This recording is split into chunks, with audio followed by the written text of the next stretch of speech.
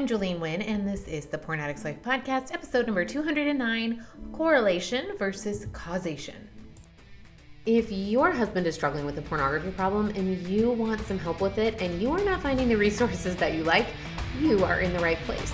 My name is Jolene Wynn. I am a certified life coach. I am an active member of the LDS faith, and I am the wife of a former porn addict. And on this podcast, I am going to share with you the tools that you need in order to start your healing journey. This is where I'm going to show you how to dive deep into intentional living, how to rekindle connection with your spouse, how to manage all of that emotional turmoil that you're feeling, how to break the addiction cycle that you have to your husband's addiction, and tell you all of the ways to do that and start healing. I am so glad that you're here, and I can't wait to get started. Let's go. Hello, my ladies. I am excited to be recording this for you. I'm actually recording this ahead of time. I am about to go on a trip west for 3 weeks. We're visiting family. We're going to see my husband's family. They all live out west. We're going to a family reunion. We're going to stay at his brother's house. We are going to be in St. George in June. It'll be very hot. We're going to take family pictures for the first time in 2 years, which I'm actually very excited about. And it's going to be great. So I'm going to be gone. So I'm recording this ahead of time. And I wanted to let you guys know something. This goes to all my coaches out there who are listening and entrepreneurs.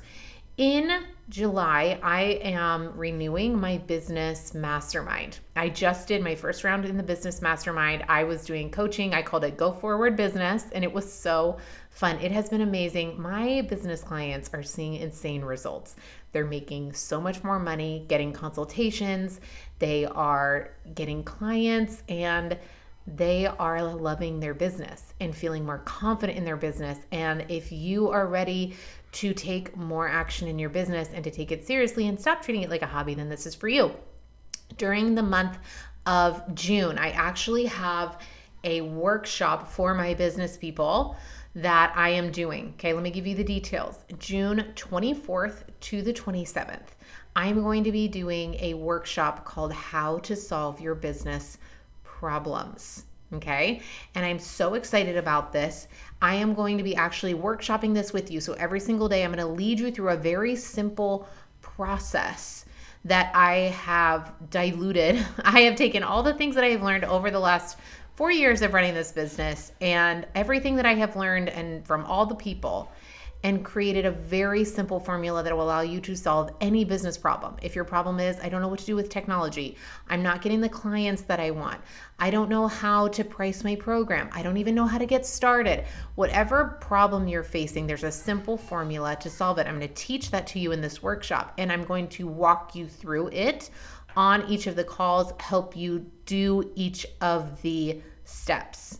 Okay, so again, that's June 24th through the 27th. I will put the link in the show notes, and you'll be able to go to my website, jolenewynn.com, in order to sign up. It's totally free, and you will be able to get all the information that you need there. And then keep an eye out for those of you who are interested in my business mastermind. It is a 6-month mastermind that will be running from July through the end of the year so that you can actually kickstart your business and get it to where you want to be in 6 months.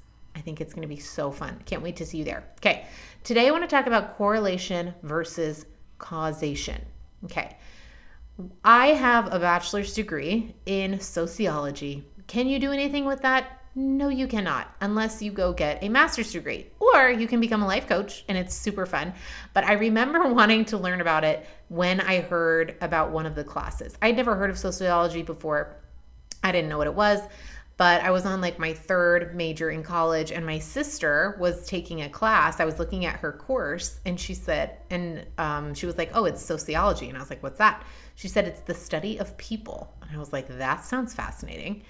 And the class that she was looking at was called juvenile delinquency. And I said, I'm going to take that class. And I did, and I changed my major to sociology, and I took the best classes, and juvenile delinquency was one of my favorites.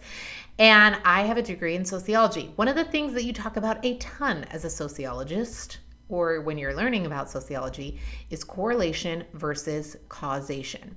When we have two things in our lives that are simultaneous or seem to be connected, our brain often wants to say that one thing has caused the other. But I want to offer that we take a very intentional look, because most of the time, what we think is causal is actually just a correlation. So let's actually dive into the definitions first, and then we'll go through all these examples, okay? A causation is the action of causing something, right? It's A creates B to happen. I caused this to happen. The relationship between cause and effect. Because of this, this occurred. Does that make sense? That is causation. Correlation is a mutual relationship or a connection between things, but it doesn't mean that two things, one has caused the other. There's a connection between them. There is a correlation, right? There's a relationship, but there is not necessarily one of them that caused the other thing to happen. Now, why do I bring this up?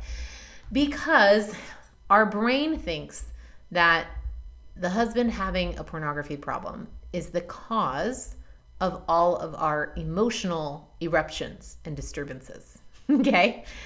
When you have a husband that is struggling with a pornography problem, it seems like it is the thing that causes all of the emotional upheaval. And in a way, I understand why we think that, right? And this just comes from a misunderstanding of how emotions work and what creates them.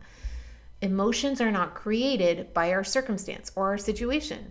Your husband watching pornography doesn't make you feel rejected, because your emotions are protected from your circumstance by your thoughts. And this is really good news, because this means that it's not up to something outside of you to determine how you feel. Now, the reason that this seems so crazy is because it feels very much like everything was fine, and then the husband had a porn problem, and then everything went haywire, right? That's what it feels like. And this usually just comes from a misunderstanding. Again, we attribute our emotions to what's going on outside of us, right? I was fine, and then my husband told me that he had a pornography problem, and all of a sudden I feel very insecure. Therefore, I feel insecure because my husband's watching porn. This sounds very logical and very reasonable. The problem with this is that it leaves you nowhere. You can't do anything about it. This is victim mentality 100%, because it says, I can't do anything about this until he changes. I have no recourse. I have no options. There's nothing I can do to change how I feel. If your circumstance or your situation created your emotions, then you would just have to wait until your circumstance changed, and then you would be able to feel better. But it's not how it works. Right? This is why we think, okay, the reason that I don't like my body is because I weigh what I weigh. If I lost weight, I'd feel better. I was just on a coaching call with a client. She is 5 pounds less than her goal weight. She has lost tons of weight, hit her goal weight, and is even less than that. And guess what? She doesn't feel any different. Isn't that crazy? Not really, because if it would be crazy if her circumstance or her weight was the thing that created how she feels about herself, but it's not. It's her thoughts about the weight. And it's your thoughts about your husband's pornography problem that make you feel the way you do. Tons of women are totally fine with their husband watching porn. They even watch it together. Okay? So even though the circumstance, which is the same for you and her, let's say you have two women and they're both of them have husbands watching pornography. If she thinks, I'm totally okay with it, porn is fine, porn is very normal, I like to do it with him, then she's going to feel very differently than you do. And that is okay. I'm not telling you you have to be okay with it or you have to change your thoughts in order to just feel fine about it. But I want you to notice that this is where we get all of our autonomy back. This is where you get all of your, I hate this phrase, coaches use it all the time, this is where you get your power back. But this is where you get the ability to take control again. When you firmly recognize and admit that your emotions are not being caused by something outside of you. Are they correlated? Yes. Is there a relationship between how you feel and what your husband is doing? 100%. Of course it's correlated. Of course there's a relationship between that. Okay? Because you are married to this man. You are affected by his choices. But just because you are affected by them does not mean you can't control them and determine what to do with them. Does this make sense? Are you guys with me? Let's do another example. Let's say you lose your job, okay? Or let's do your husband. Most of you have a spouse that's working, okay? Let's say your husband gets laid off. Now, if you then feel a little bit worried about finances, your brain will want to say, the reason I feel worried about finances is because my husband lost his job. That's the cause. Him losing his job has caused me to feel stressed and anxious about finances. Now, most people would agree that's incorrect. There's a correlation, absolutely, but your thought about him losing his job is what is creating the feeling of anxiety, the feeling of worry about your finances. There have been many people who their husbands have lost a job and they don't feel any stress at all. They think, no problem, he'll just find another one. Or, no problem, I didn't like that job anyway. Or they might think, great, now you can actually get a job where you're getting paid more and people appreciate and pay for what the value that you're bringing. Some people just don't worry about money. I know that sounds crazy. Some people don't worry about money, and I am working on becoming one of those people. Am I there yet? No. But I have learned how to change my thoughts.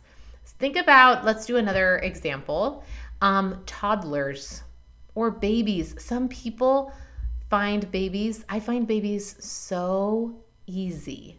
That is my thought. Babies are so easy. Having a baby, very easy. Now, is it tiring? Yes. But it's easy. Meaning, the hardest thing I ever have to do is figure out how to bathe them and burp them and feed them a bottle. Emotionally, they don't have, there aren't any difficult parenting struggles. How do I deal with this girl making fun of my daughter on the playground? We don't have to deal with that. All the baby needs is to eat and sleep and be entertained. That's it. Very simple. I can do that. Not everybody believes that about babies. Some people think that babies are very hard and they feel very stressed about babies, or they feel uncomfortable around babies because they're unfamiliar with them and they don't know what they want. And so even though you have the same situation, the same circumstance, you can feel differently because there's a correlation between the circumstance and the feeling, but not a causation. Babies don't cause certain emotions, even though we think they do. Okay, does this make sense? So I want you guys to get really curious and start seeing this as not a bad thing. One of the reasons why we resist this so much is because then we think that it means something, that it means that we've been overreacting, or that we aren't allowed to feel upset. Okay, well, if my husband's behavior isn't causing my emotions, then I'm not allowed to feel upset. No, you're totally allowed to feel upset. You're allowed to feel negative emotion, but I want you to notice that it's yours to feel, that you are feeling it because of your thoughts. And again, this is the best news ever, ladies, because this means that you can change it if you want to. Some things you might not want to change. I will never change my thought to believe that I'm okay with my husband watching porn. I'm just not going to. And I'm okay with that. And I would encourage any of you who don't want to change your thought, then you don't. But I know that I can. And because I know that I can, then that gives me all of the control. And it also means that I'm choosing the emotion that comes with that thought on purpose. I am choosing to feel negative emotion if my husband watches porn. I am okay with that. I want to feel negative emotion if he watches porn. And I'm okay choosing that because I recognize that it's my choice. There's a big difference between living your life feeling like everything is happening to you, like everything causes you to feel it, because then you have no control over anything. You don't get to choose how you respond. You don't get to choose how you react. You don't get to choose how you're affected. And all of that is a lie. If there's something that I have learned in my years as being a Christian and reading the Bible, being a member of the LDS faith, reading the Book of Mormon, is that God loves agency. He loves choice. He gives us choice. He created good and evil so that we could have a choice. He wants us to choose. And this, when I learned about thought work, when I learned about thoughts creating your feelings, it made so much sense to me. It was just a clarification of what something I already believed, which is that God wants us to choose. This is just being able to do it on a new level, a level that has given me more freedom than before, because all of a sudden I have more control over what's going on in my life, what's going on in my head, what's going on in my body, and how that affects my entire reality. And that's what I want for you. So I want to offer that you take a look at what your brain thinks is cause and effect. Oh, I just feel this way because she was rude. I feel this way because my husband did this. I don't have a choice. I just feel this way because X, Y, and Z. Start taking a look at what your brain thinks is causal, and actually take a look, because most of the time it's correlated and it's not caused. And when it's just correlated, that means you have all the control. All right, ladies, I love you so much. Take care. And I'll see you guys next week on a brand new episode. All right, ladies, if you enjoyed this podcast, then I want to invite you to come join my coaching program. This is where we take everything on the podcast and we actually get to apply it in order to transform your life. And I know that that is a big promise, but it's 100% true. On the podcast, it's like learning how to ride a bike. It's like reading a book, an instruction manual via audio on how to ride a bike. And my coaching program is where you actually ride the bike. And that is what creates the transformation. This is what actually enables you to go from point A to point B, to actually create the transformation that you are seeking. If you are feeling stuck, if you are feeling like you are loving everything, but you just can't see the end from where you are now, then I want to help you. Come work with me one-on-one. I have a lifetime access program, which means it doesn't expire.